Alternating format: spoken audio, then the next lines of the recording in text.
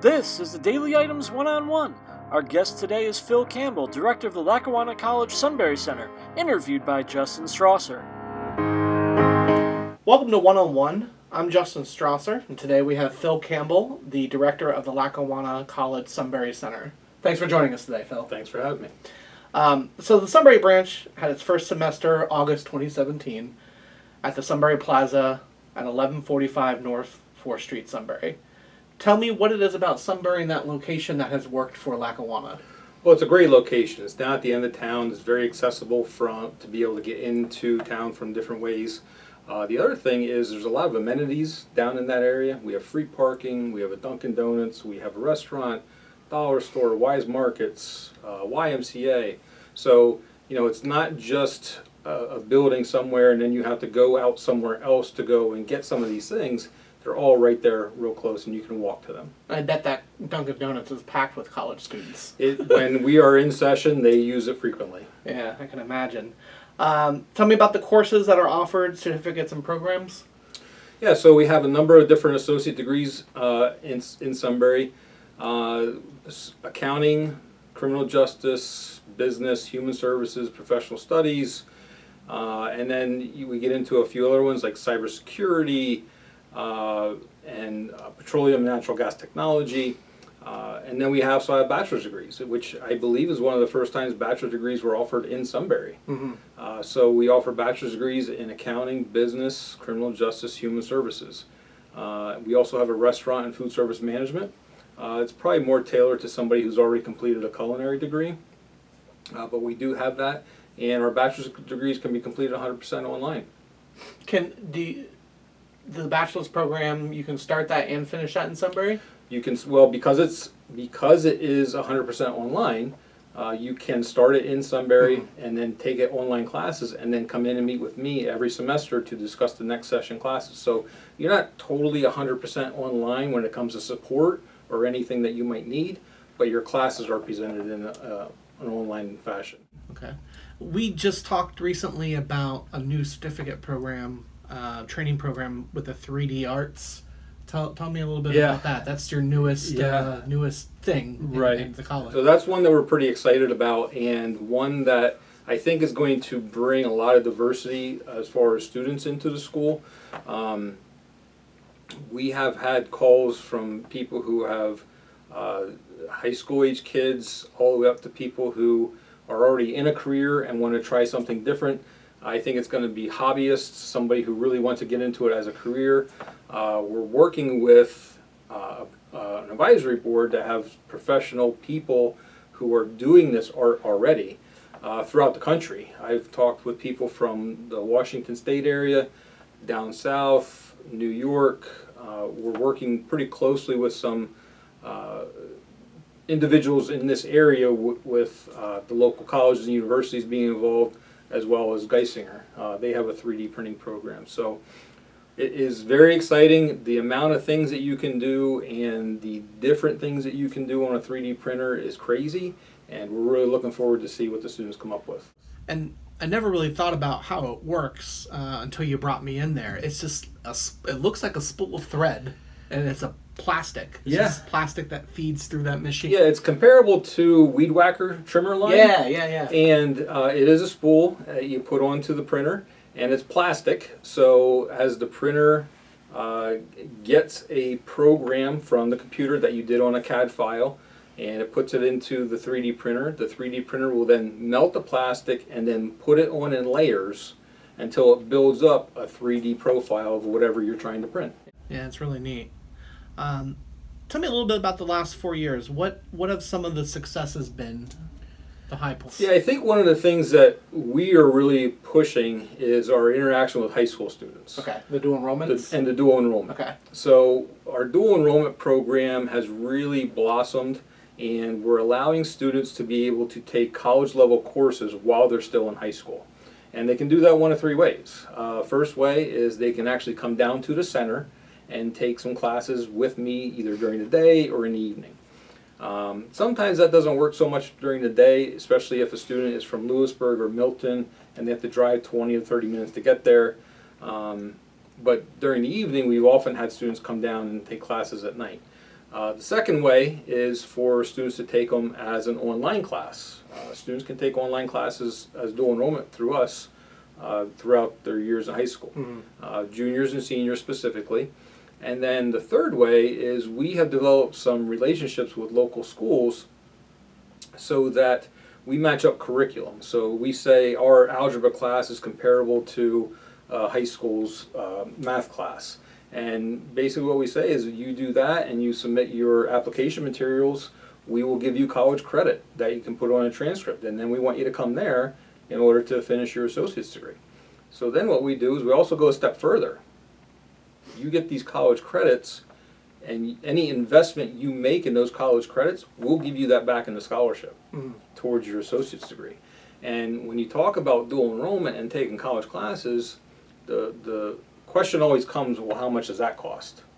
Well, our cost is $100 per credit. And if you compare that to any college within 50 miles, nobody's going to be able to touch that. So I know that there are other schools that offer dual enrollment, and that's fine, and everybody has their own way of doing that.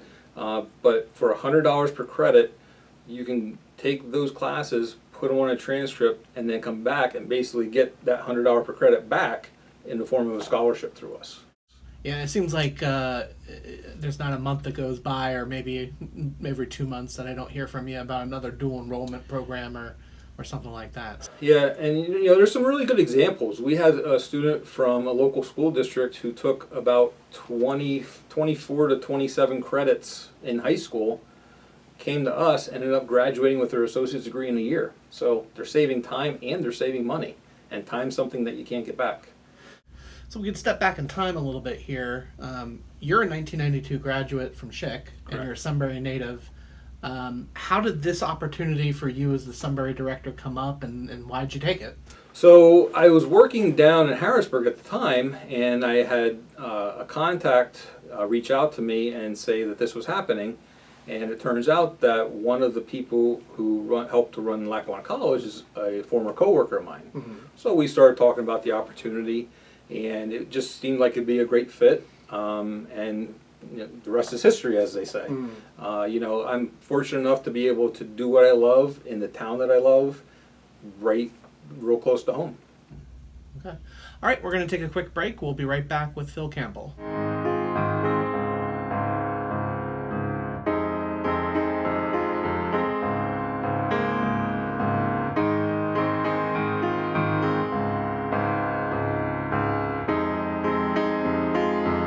We're back with Phil Campbell, the director of the Sunbury branch of Lackawanna College.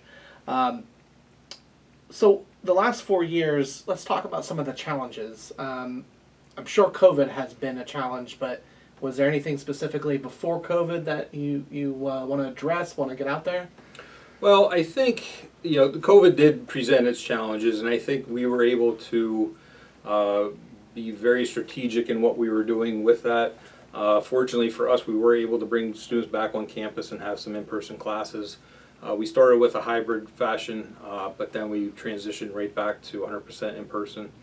But I think prior to that, some challenges that we had is maybe people didn't understand who Lackawanna College was. Okay. New to the area. The main campus has been in Scranton for over 100 years.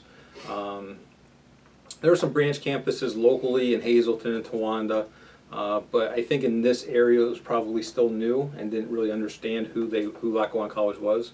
For the longest time I heard that we were a community college, and we're not. We're a private institution, so we're the same as Susquehanna and Bucknell. So that comes with its own idea what a community college is. And one of the things that I want to make sure people know is we operate independently. If a student wants to have a program or get into a program of interest, and we have a bunch of students requesting that, there's potential that we could bring a program to Sunbury for that reason. Same with organizations if they need training for their employees. We're very agile in the things that we can do, and we can adapt and create training for those organizations to help them out right away. And one of the biggest things is we don't ask for any help from outside agencies to help pay for us. I'm not going to go to a county and ask for a tax raise. I'm not going to go to the state and ask for subsidies or anything like that. Everybody has their own budgetary issues, and all I want to do is help support them in their budgetary issues by providing some excellent training, either for the students or for the organizations who might need training for their individuals. Okay. Backing up there a little bit with when you talk about COVID, what kind of protocol do you think is going to be in place moving forward? Because obviously COVID's not over. Yes. We've had I think a small uptick in some of the cases recently. What kind of protocols do you think are still going to be in place? If we had a crystal ball, I think safety is probably the top of everybody's list, and everybody has an opinion on masks and vaccinations. Our major concern is to keep everybody safe. Right. So if we can get people in the classroom and keep them spread out, and people are fine with that, then we will be too. We encourage everybody, if you're comfortable in wearing a mask, please wear a mask. If you're not comfortable and you're vaccinated, that's fine. But that also can change in a week. Right. So yeah, definitely. So right now the route we're taking is we're going to bring students back 100% on ground. We're still going to take some precautions. We have all the hand sanitizer in all the classrooms. We still want everybody to just be safe in what they're doing. Mm-hmm. But our major concern is the safety of the students, and we're going to do what we can without being too invasive and too obstructive to their classes. So did some of that discussion come out of this week's CDC recommendations? Well, that's really what we've been doing all along. We haven't had any new discussions since the CDC came out with new stuff. We've always said, ever since it started, our main focus is to keep the students safe. And if we can keep them safe and have them on campus, we prefer to do that.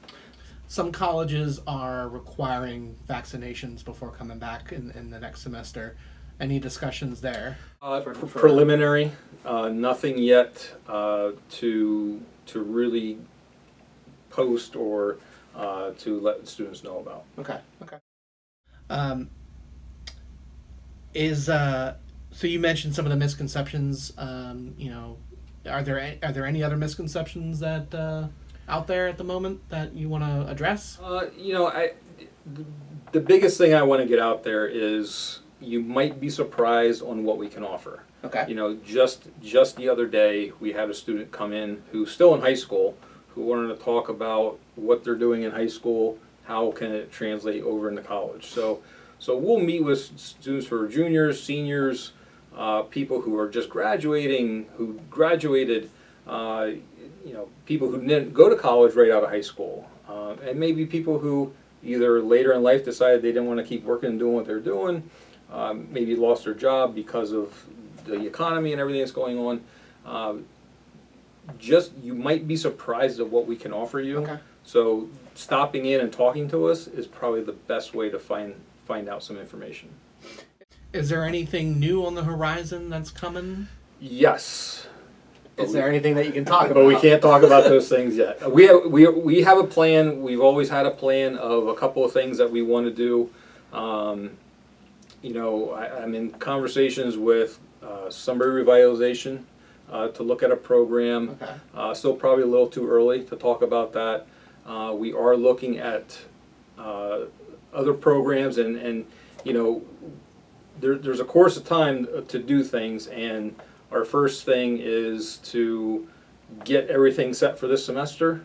Once we're there, we're going to start talking about new programs coming up. Okay. And how about growth? Where were you 4 years ago versus where you are today with enrollment? Yeah, when we started with 20 students. Now we're getting close to 60. Okay.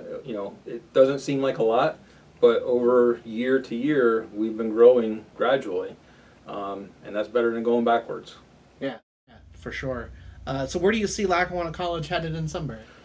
I think we're going to become a staple in the community. We do get out and we work with the community. We just did some sponsorships for the community pool this past week. And we'd love to be that resource for high schools and organizations in the area high school students can come there and get their associate's degree for an affordable rate, and then go on, continue the bachelor's degree with us, or even go on, continue the bachelor's degree somewhere else. But even for the organizations in the area, if they need some training for their employees, we're there for them.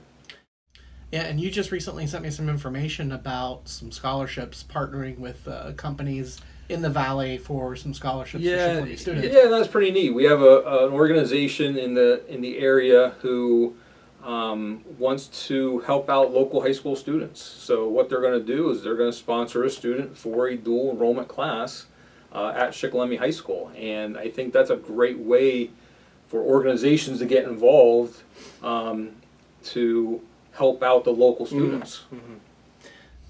Okay. Anything else that you think we missed? No, thank you for having me down. I appreciate the opportunity. Okay, that's all the time we have for today. Thank you for joining us, Phil. Thank you. Be sure to tune in again for another edition.